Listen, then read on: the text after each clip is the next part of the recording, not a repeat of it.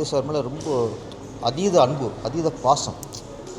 அவர் மற்ற கட்சி தலைவர் மாதிரி ஒரு அரசியல் தலைவராக அப்படிலாம் இல்லை இன்றைக்கி. அவங்க நம்ம வீட்டில் ஒருத்தரை பார்க்குறாங்க.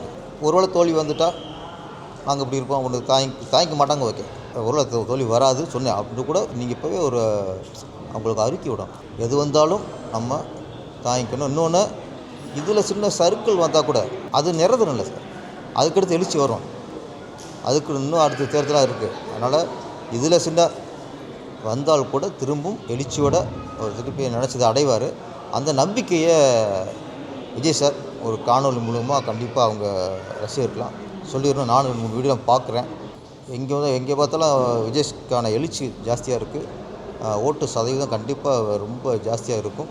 அந்த நம்பிக்கை மக்களுக்கு இருக்குது, எல்லாருக்குமே இருக்குது. அரசு தலைவருக்கு, மற்ற கட்சிக்காரங்களுக்கே இருக்குது. இதோட என்ன ஆகுமோன்னு பயத்தில் எல்லாம் இருக்காங்க.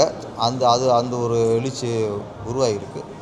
அதனால் விஜய் சார் அழகாக ஒரு ரசிகர்களுக்கு நம்பிக்கையோடு உள்ள ஒரு அறிக்கை விடணும்.